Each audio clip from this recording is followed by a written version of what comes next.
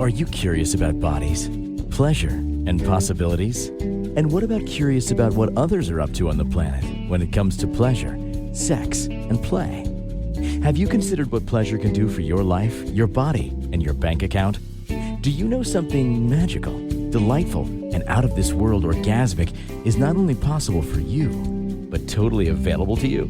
If you're ready to be the magical, sexual, sexy beast you know you can be, and you just need the tools to get there, you're in the right place. Now, here is the host of The Pleasure Zone, sex, relationship, and intimacy coach and holistic health practitioner, Milica Jelenic. Welcome, my sweet pleasure seekers. So tonight's topic, and I'm going to give it to you, I'm just going to give it to you straight up, is because I was having this thought about how much I talk about foreplay and how much I talk about core play, which is a great word that I got from a book called She Comes First. And I love that word, core play. And I don't know if the author of that book coined that phrase or not, but I love the phrase. And then I thought, what about afterplay? And you hear about things like afterplay more in the kink community, where you're doing things to make sure the person's safe, and you're checking in to see, how the whole process went. So aftercare.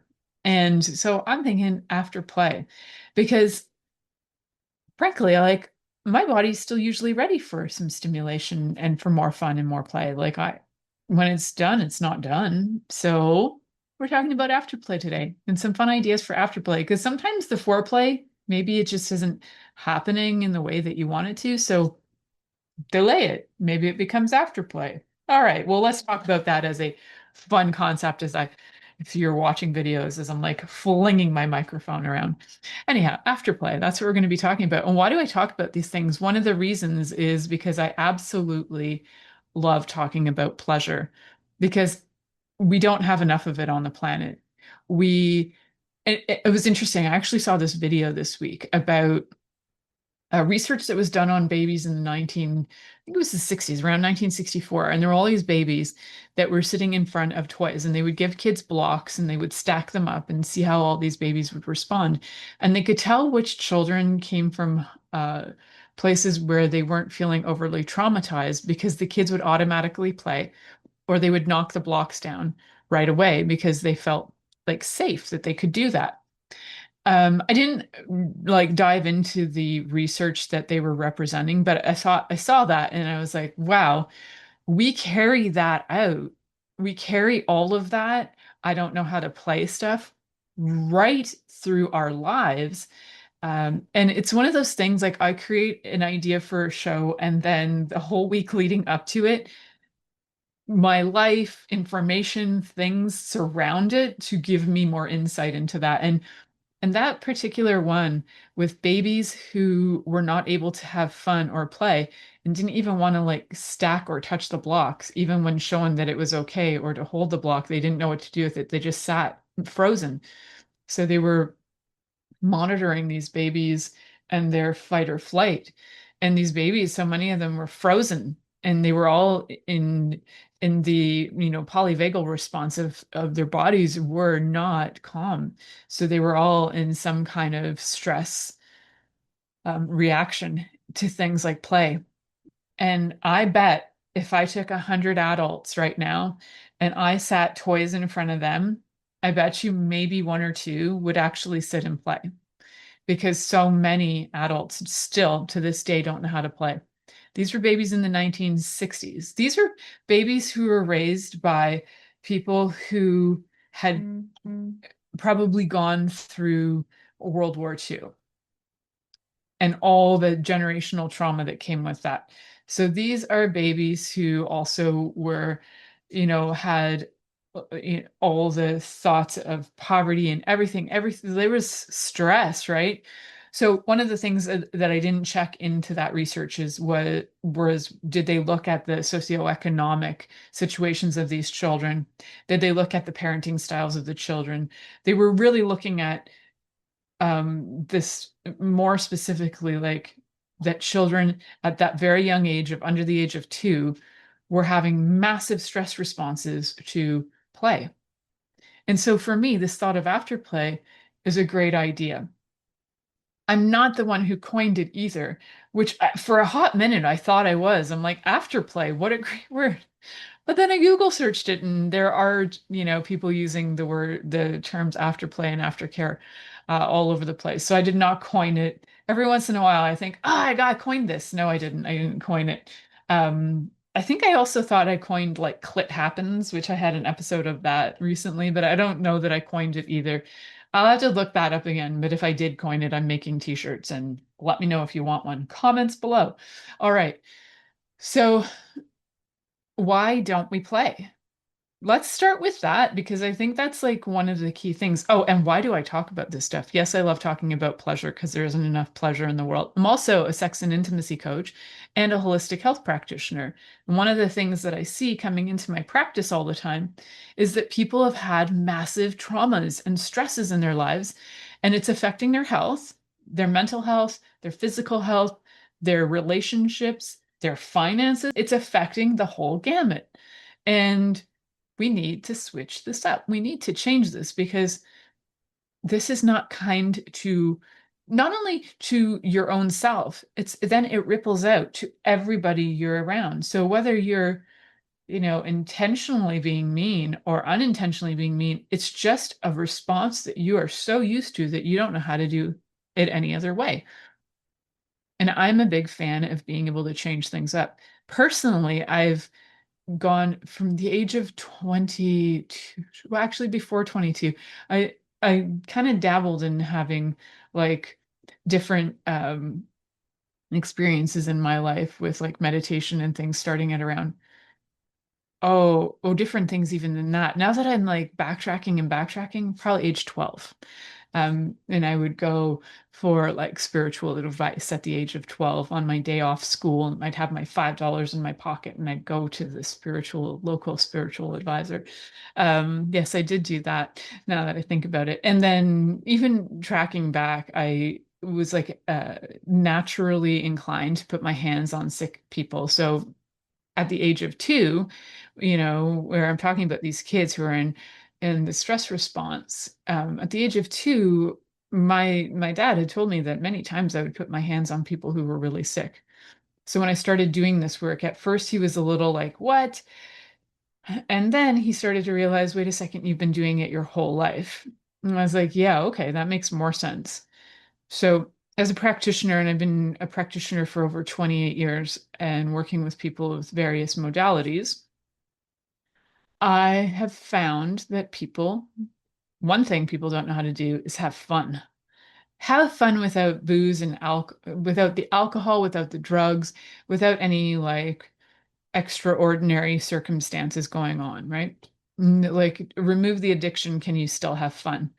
And generally I have found that it's really hard for adults to just have fun. And so I'm a big fan of just have fun.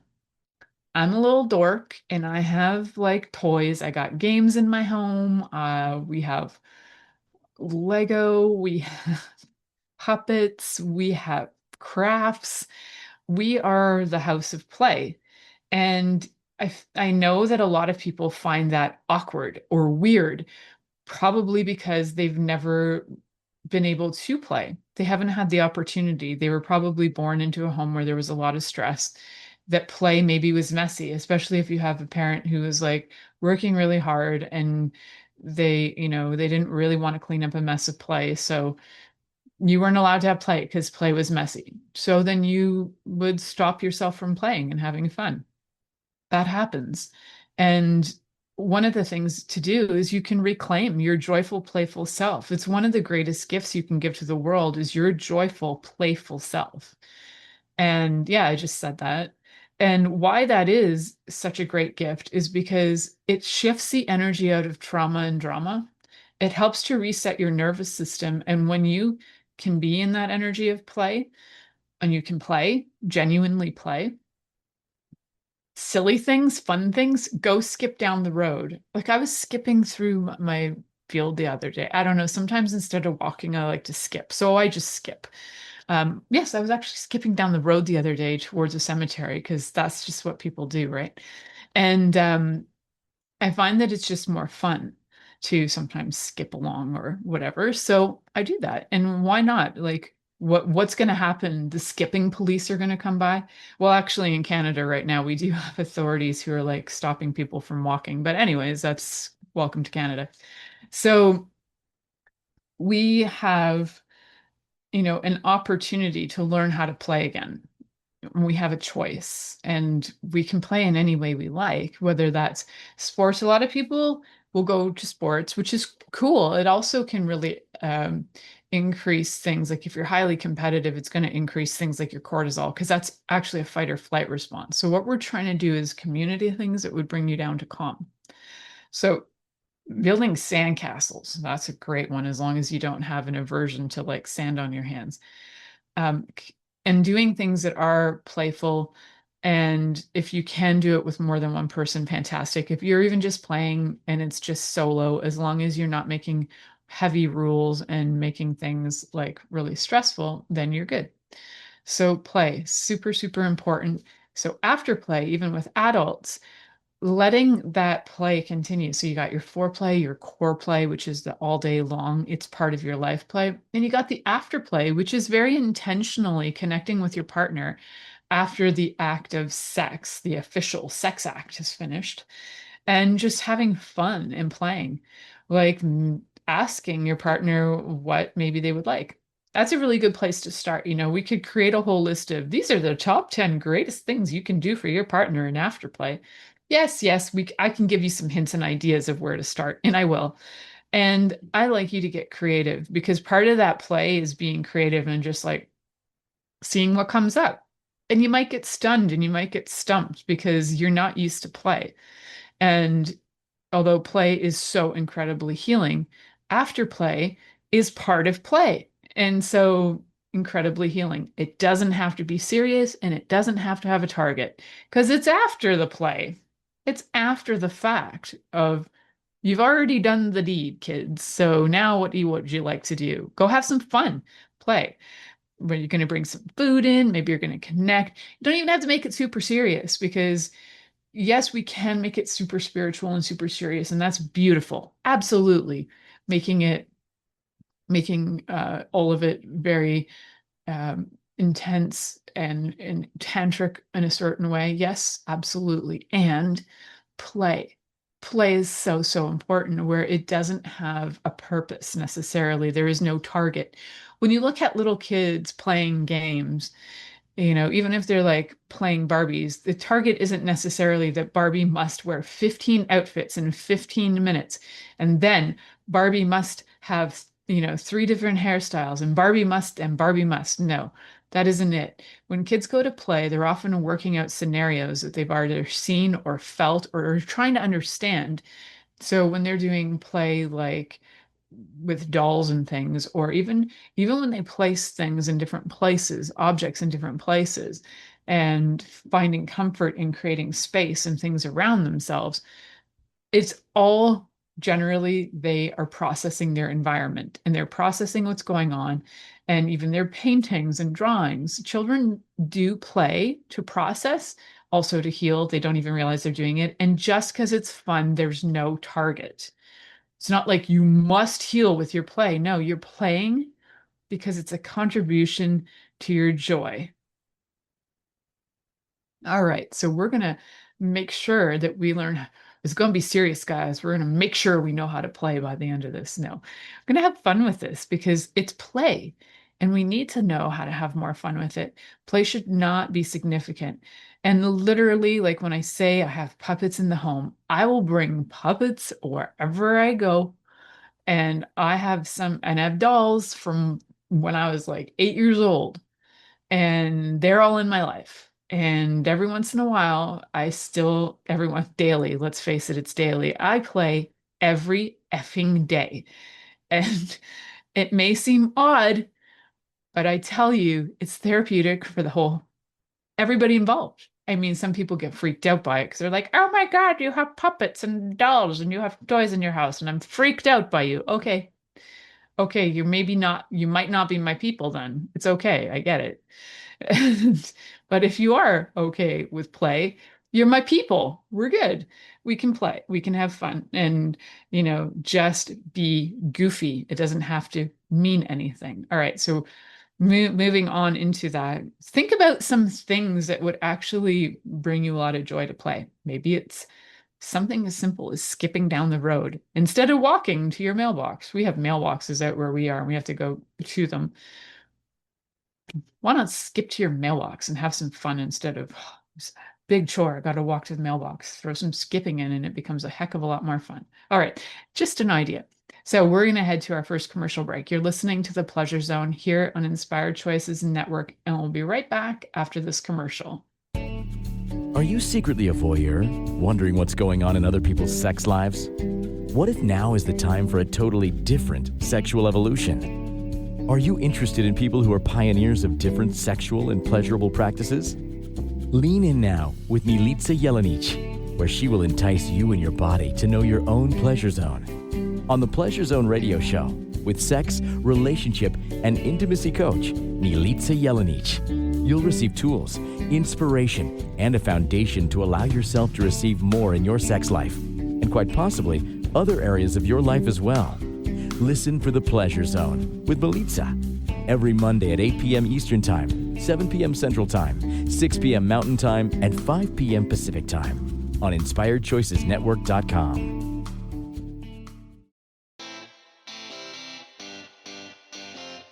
Are you a subject matter expert? Are you here to share your expertise with an audience waiting to hear from you in only the way you can deliver? Are you ready to have your voice amplified across the airwaves?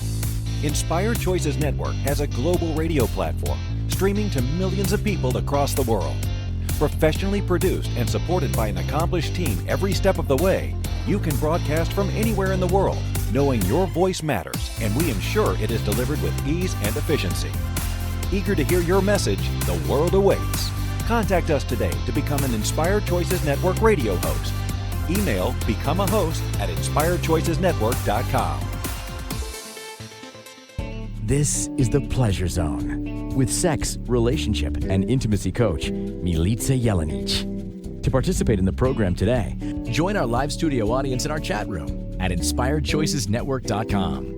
You can also make the choice to ask or comment by email, info@milicajelenic.com. Now, back to the program. Welcome back, my sweet pleasure seekers. I realize some of you might have listened to that whole first segment and went, all she did was talk about play. I did, and I talked about play in a very innocent way. And the reason for that is because play can absolutely be playful and innocent. Even afterplay can be playful and innocent.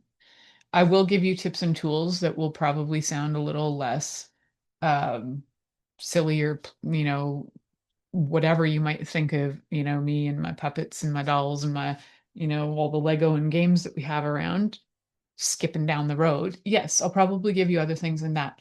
Taking those ideas and just pushing you to like a little extreme that yes, even adults can have things that are playful, that are childlike, and it's more about being able to not be overly serious in life.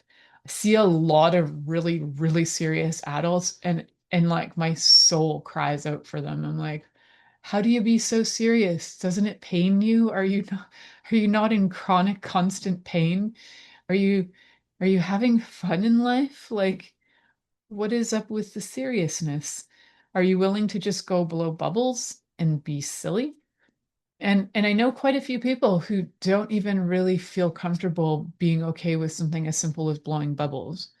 And I've told a surprising amount of adults to go and blow bubbles, and a surprising amount have come back to me to say, felt really awkward blowing bubbles. But the ones that I've met that already blow bubbles, the quick story, my child is an artist, and we were at an art show about a year ago, and we were handing out bubbles as like just something as a gift to people coming into the booth. And an older gentleman came in, and I was like, do you want some bubbles? And he was like, he looked at me funny. I'm like, oh, you're the guy who loves bubbles, aren't you? And he kind of like gave me a little smirk. He's like, I really do love bubbles. I have a bubble machine at home. I'm like, okay, that is stinking adorable. I gave him bubbles and he lit up like a 5-year-old at Christmas.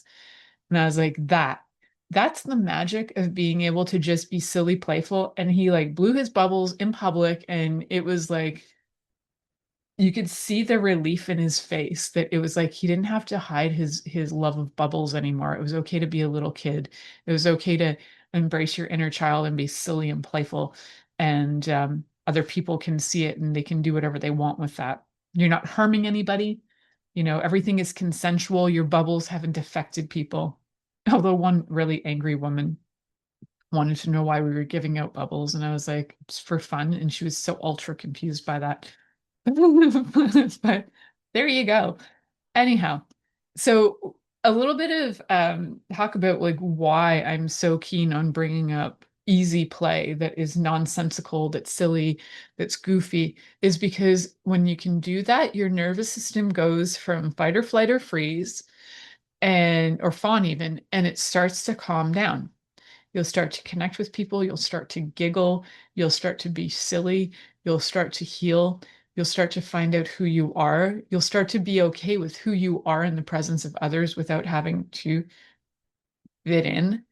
And you don't have to necessarily hide you because you're being playful and you're okay with being playful and you're healing yourself while you do that. And then let's translate that energy over to the bedroom. So when we're really, really serious about sex, and we go in and we have a regimen and we have step 1, 2, and 3. Step 1, meet the other person at the location where this sex will take place. Step 2, begin to undress. Step 3, approach the other body and try to stimulate the most obvious parts. Step 4, entry. Wherever that entry is happening, you will enter, you will do the job you were there to do, thrust and thrust and thrust again. And then, you're going to thrust back, both of you, gyrating your bodies in a very simultaneous rhythmic motion. Excellent, done. Now you will clean up and exit the room. There you go. Doesn't that sound absolutely delightful? In what universe is that delightful? That is a chore. That is obligation. There is no play. There is no humor. There is no silliness. There is no connection. And it's very regimented and there's a timeline. So can you start with one thing to be playful? And this, if it involves another person's body, it needs to be consensual. So if the playfulness is to go around and either begin with touch, either touching them, touch their bum or whatever. There's a lot of bum touching that happens in this house. So if you're going to start with something that's going to be playful, make sure your partner is okay with it. Make sure there's consent.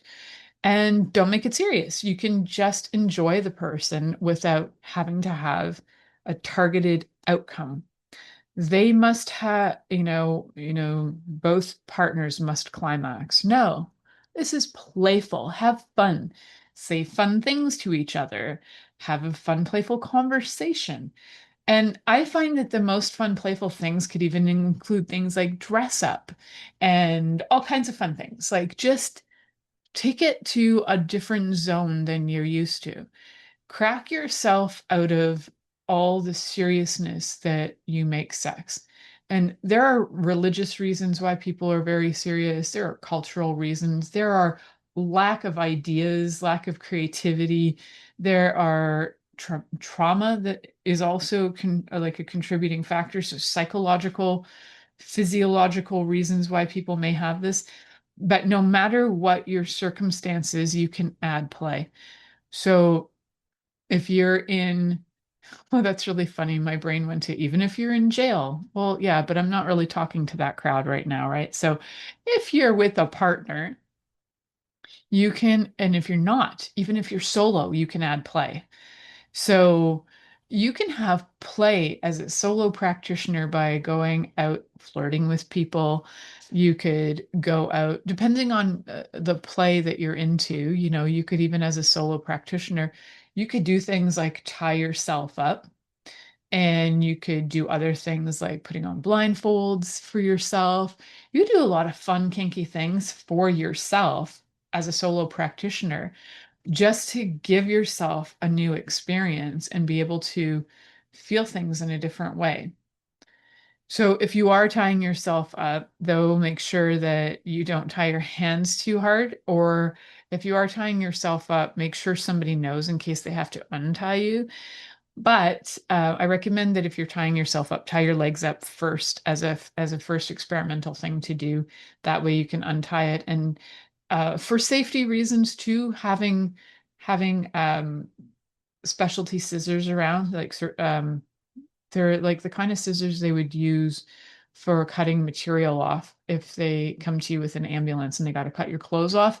It's I think they're surgical type scissors. Anyway, those you might want to have those on hand so you don't harm yourself in case you've tied something too tight and you can't untie the knot. But definitely, the more you can have fun with it and the more you can just breathe in and relax a bit, the better the better you're going to feel about yourself. So it's going to help increase your self-esteem. It's also going to help your body in so many different ways.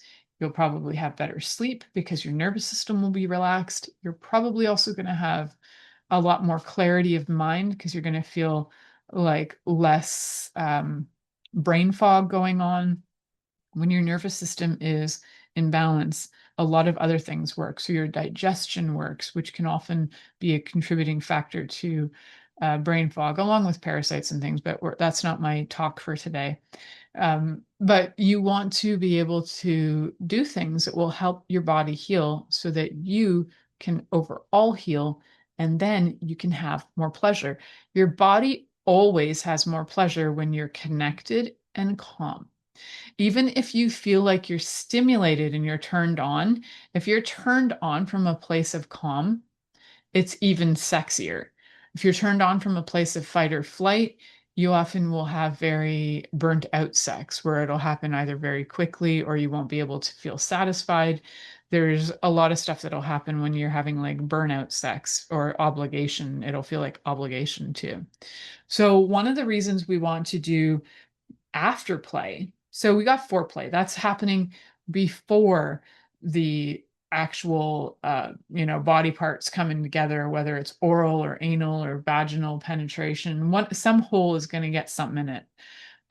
That's generally how people categorize sex. And then we have core play, which is like kind of that concept of that your whole life, like it's part of your life, whether you started in the morning or you just, for a day you have that, or if it's just how you are all day, every day. And then we have the concept of afterplay, which is what you can do with your partner after those body parts have slammed together and and even if it wasn't 100% gratifying or satisfying, penetrative, some body part goes in a whole kind of sex, the afterplay can be incredibly gratifying. So one of the reasons to have afterplay is because it will help you connect with your partner. It helps with emotional bonding and it helps with long-term desire. If you would like your partner to desire more sex with you, then including things like afterplay so that they feel connected, so you're not just walking away and abandoning them, they will have more desire to want to be with you. They'll feel more connected to you and they'll desire even more connection to you. It'll also bring in like hugging and things as an afterplay can bring in the oxytocin effect where you start to feel even more connected. Oxytocin is one of those happy hormones, so it'll increase your happiness as well. So a lot of reasons why people completely don't even have afterplay or never even maybe thought of it is because they figured the act is over. That's all there was to it. That's all we ever learned about is the purpose, the target, and then you hit the target and walk away. So that's one of the reasons. A lot of times is time. Time is a constraint. Maybe they're just, it's a quickie and they're the time constraint, or there's children, or there's just, they haven't chosen to create the time, because you can always choose to create the time for things that are important to you. When you choose to create the time for things that are your priority, your life changes. So if your partner is your priority, and if pleasuring your partner is a priority, and you commit to that, and you create time for it, your life will change. It will become better and better and better. And it will impact your satisfaction. You'll have more and greater satisfaction with your partner, as your partner will enjoy you more and you'll enjoy them more. So it's really important to note that afterplay it's not just about trying to stimulate. I mean, you could try to stimulate the person to go at it again, sure. And it can just really be about enjoying their body, enjoying their presence, having conversation. And we're going to talk about some ideas and tips when we come back. So you're listening to The Pleasure Zone here on Inspired Choices Network, and we'll be right back after this commercial. Are you secretly a voyeur, wondering what's going on in other people's sex lives? What if now is the time for a totally different sexual evolution? Are you interested in people who are pioneers of different sexual and pleasurable practices?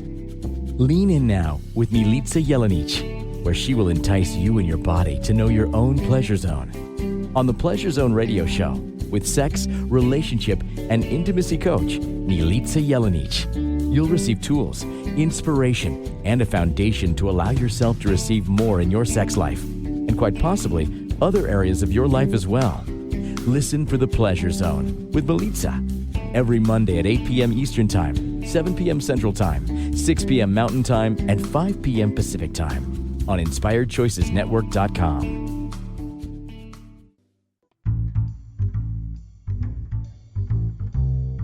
How wonderful would it be to carry your favorite Inspired Choices Network host with you throughout your day? Well, now you can. Inspired Choices Network now has its very own mobile app. Our free app offers live streaming shows, along with thousands of podcasts and TV episodes. Our shows cover a wide variety of topics. Whether you're waking up with us, carrying us through the day, and taking us to bed with you, we're always here for you to enjoy. We're easy to find. Just search for Inspired Choices Network in the Apple App Store or Google Play Store. This is The Pleasure Zone with sex, relationship, and intimacy coach, Milica Jelenic. To participate in the program today, join our live studio audience in our chat room at InspiredChoicesNetwork.com. You can also make the choice to ask or comment by email, info@MilicaJelenic.com. Now, back to the program. Welcome back, my sweet pleasure seekers. Tonight we're talking all about afterplay. And I've mentioned in several episodes, I've mentioned the Wheel of Consent. So The Art of Gifting and Receiving, The Wheel of Consent, is a fantastic book. And you can incorporate that either in your foreplay or your afterplay. And there are great ideas in there that I think could be really well integrated into afterplay that are part of the permission for touch. So asking things of your partner like, may I stroke your back while we lay here? And your partner might be like, actually, that sounds lovely. And then you can give guidance. You can either do it your way, or you can say, can you show me in what way you would like me to do that? And maybe they'd like really light touch or heavier touch, maybe slow touch, maybe fast touch. But be open to receive feedback and have conversation, because really this is just about connecting with your partner. It's not necessarily about having to get them to orgasm, like that obligation orgasm, that target that's so, so important. It's about connecting with your partner. So if you can enjoy them and enjoy their requests, enjoy their feedback, especially if they're and the feedback, I hope that if you are giving feedback, that your feedback is kind. Say, I really love it when you touch here. Can you touch me slower because I really want to enjoy your touch in a longing kind of way. Yeah, give that feedback. It's lovely feedback. So, touch is one of those things you can do. And having consent with that touch is fantastic. So asking the questions of may I, and it's kind of fun and playful. Like may I is such a great way to start a question. May I touch you? May I touch you? And then give a specific place and maybe in a specific way. May I touch you slowly on your thigh? And your partner may be like, the game Mother May I? This is where it kind of gets playful, right? If you don't know the game Mother May I, is a game as kids where somebody would like stand up against a wall and then the other kids who are playing would stand behind like 30 or 40 feet behind, and then they would yell, Mother, may I take 10 steps? And then mother would either say yes or no. And then whoever got to the wall first, or wherever you're playing, whoever got to the mother first became mother. And then you'd switch up. But the may I part is really fun.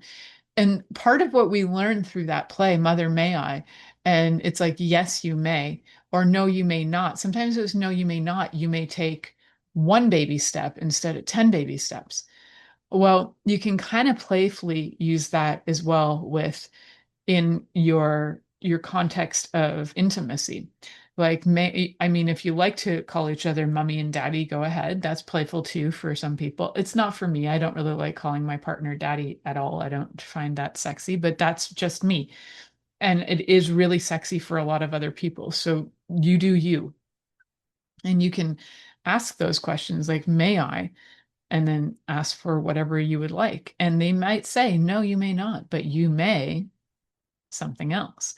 And so when it is said kind of in a playful way, where it's more like a game, like a kid's game, then you will probably find that it's a lot easier to take the no, you may nots. And you might be given a supplemental request than it is if it's like, would you like me to touch you here or there? No, I don't like it when you do that. I don't know why I went into old lady accent, but that's me and my old lady accent. It was a little bit of old man and then old lady accent. I don't even know why I did that. But anyway, now you know I was channeling some old people down the road from me, probably. Maybe some people maybe the old lady who lived here before. I don't know. Anyhow, so giving some appreciation to and saying like, I really loved it when you did this, this, and this. Like like very specific feedback, and you can even give really sensual feedback as well. You can use naughty words if you like, because sometimes that can reignite the interest. You can sometimes just use like sounds of enjoyment too, like moaning and groaning, to be like, I really loved the way you stroked my clitoris. It was delightful. You can use fun words. Depends on the language you like. I like language like that because I'm a nerd. And so you might not. You might want to have like hardcore things like, yeah, I love it when you suck my clit. I don't know. You might want to go hardcore.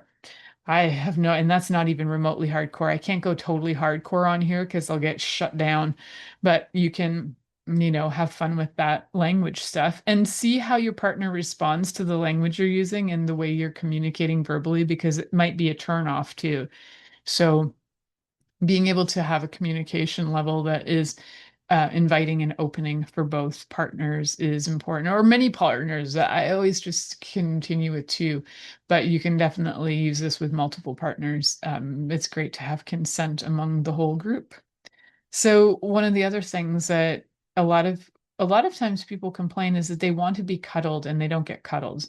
And for the people out there who refuse to cuddle, know that if your partner's asking to be cuddled, it's because they're really asking to feel connected, and they want to feel like you're there for them, and they want to feel like you are not going to abandon them. And the chances are they've probably been abandoned in their life and they need their nervous system to feel calm and safe.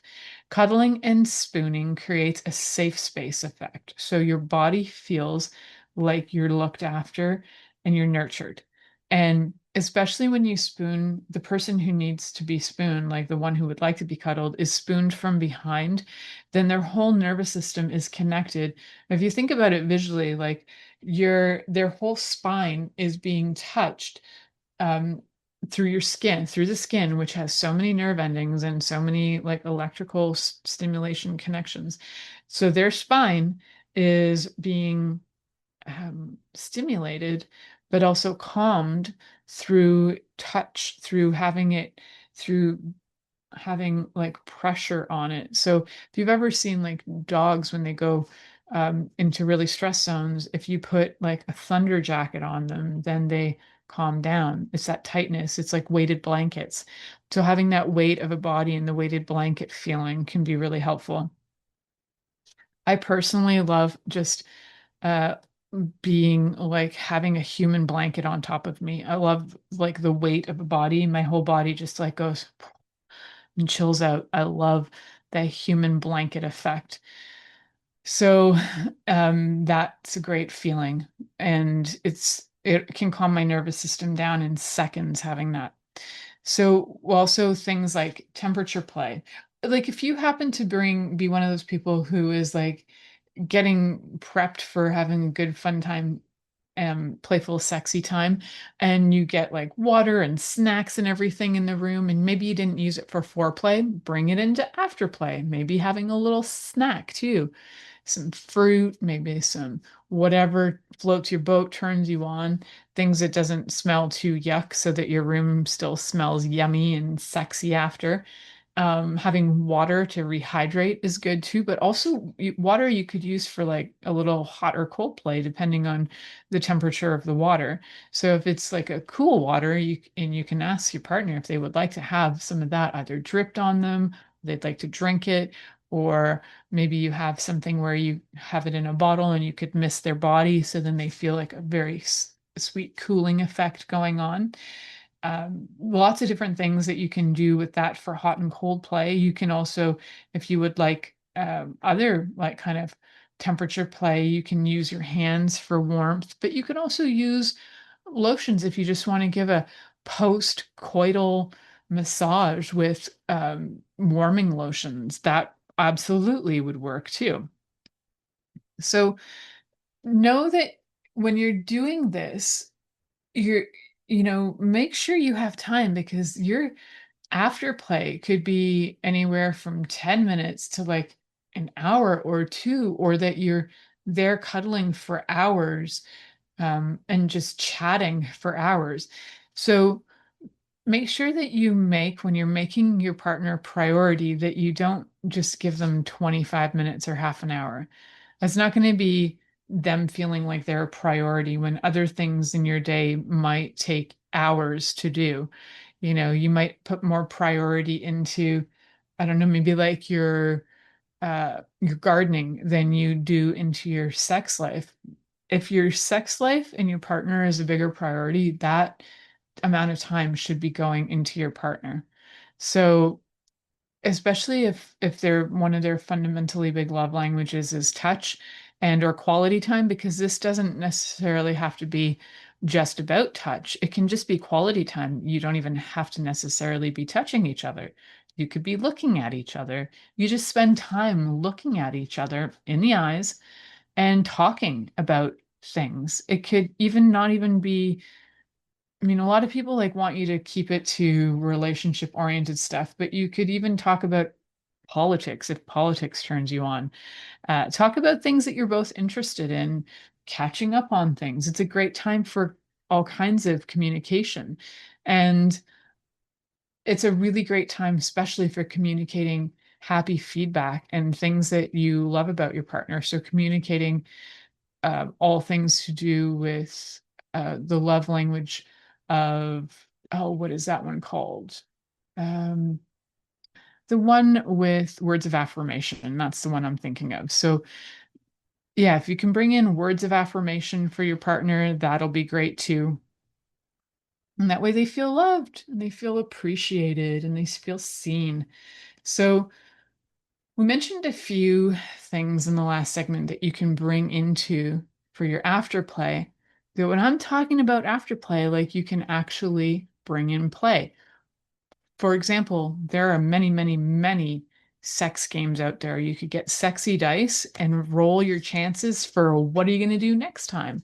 Or you could create your own sexy dice with afterplay ideas on it. So if you have two dice, and each with six sides, you can use some of these ideas that I've given to you. You can buy dice at like the dollar store if you live in a country with a dollar store and write your own ideas on there. Have your own homemade sexy dice and you can just get playful. Roll those dice after and have fun seeing what would we do next or discussing even. You can roll the dice and just giggle and laugh about the fun things you could do, if you involved um ice cream and somebody's butt cheeks. I don't know, like however you guys want to make the dice. You could have things on one side, body parts on another. You could have actions on one, toys on another. You could get 10 dice if you want and have all kinds of fun things. Tell stories and have fun. It's about fun, guys. Okay, I need to head to my last commercial break.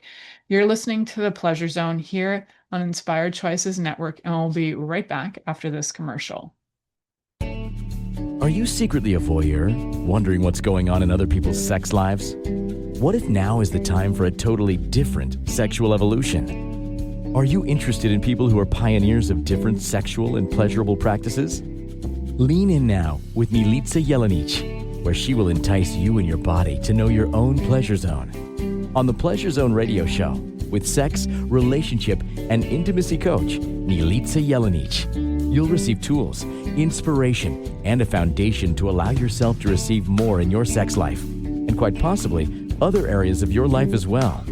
Listen for The Pleasure Zone with Milica every Monday at 8 p.m. Eastern Time, 7 p.m. Central Time, 6 p.m. Mountain Time, and 5 p.m. Pacific Time on InspiredChoicesNetwork.com.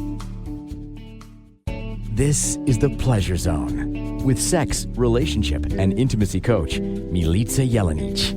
To participate in the program today, join our live studio audience in our chat room at InspiredChoicesNetwork.com. You can also make the choice to ask or comment by email, info@milicajelenic.com. Now, back to the program. So we can we can play with dice. Sorry guys, I've muted myself. I don't even know how I got muted. Anyway, you can get those dice like I had mentioned before the break. Grab some dice and you can make your own. So get them from the dollar store, get them wherever you like, and you can write things on them and then you can have a lot of fun, right? So when I say that it's afterplay, the emphasis is on play. It's absolutely the emphasis is on play. It's not on whether you're going to get things right or that people are doing things wrong. This is all about experimentation, experiencing, and like just learning new things and having fun. So if you're, I bring up dice because it's a really common thing. You can get dice at like the sex shops as well, and you can roll your own dice. Those are usually for specific sex acts, but you can create your own and add silly fun things to it. Like I was saying, you could have food on one and locations on another or whatever it happens to be. Then you can take it to another game level. You can create your own cards, sexy time cards. And I actually thought about creating sexy time cards for a really long time, and I just haven't. But you can make your own, you can print your own, you can, get your own card stock and write your own things on there and have a lot of fun with that. Bring in things that are playful and fun.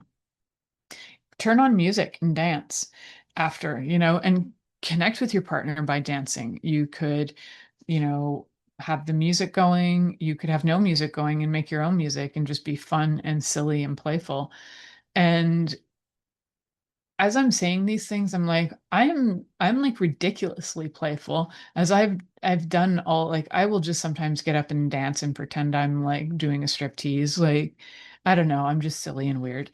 So, um, I think as long as you can remember to add play of some kind with, there's no obligation to the play, there's no destination to the play. It's sheerly just for the fun of it. And looking after your body after as well, like having water, having snacks, just having some time to breathe together. That's always good too. It's a little bit more connected and serious, like deep breathing together, which is lovely too. And, if you want to have sweet, soft conversations that are about things about that are more serious as well, like maybe something healed for you during that after play. Maybe you felt like more seen or heard than ever, and you want to share that with your partner, then by all means, mix that up. It's important to look at the dynamic of your relationship and what you feel is maybe lacking. If you feel like laughter is lacking, then you need to add some laughter into things, be a little bit more silly, and add something that is going to switch that energy up. If you feel like you're silly all the time and you need more seriousness, then you're going to need to do more of the connecting with eyes and be a little bit more rooted and more, I would say, more physical in a way, like with touch. Or if you need more things that are where you feel like you've been avoiding certain conversations, and maybe this feels like the time that your partner is there and present and can hear you, this is the time you bring up things like that as well. Sometimes bringing up serious things before sex can be a bit daunting, but sometimes it's needed too, because you might not feel like your body can relax enough to enjoy it if you are waiting and you're like, your whole brain is considering these important things before sex. And yes, it might ruin the mood. Well, it also might be necessary in order to be able for your body to be present enough to enjoy sex. So, and the foreplay and the afterplay. I would love to hear your ideas on afterplay. Do you practice afterplay in your life? Is it something that you've always done? Is it something that is like a new concept to you? Is it something that you would like for you and your partner to start to do, but you don't know how? So, one of the things with afterplay, and if you want to start to do that, is you can start with simple requests. So, one of the 10 that I've mentioned in this show, which I'll just kind of give you a quick run through. The things that we've mentioned are like breathing, gentle touch, verbal appreciation, spooning, temperature play, having something to drink like tea or water, like hydration, having snacks, playful snacks, could rub the food on each other's body, that sort of thing, having full body contact with cuddling or skin to skin, just like hands to hands, that kind of connection, having silence, having sweet conversations about things that matter to you or things that are silly and playful, or literally playing a game with dice.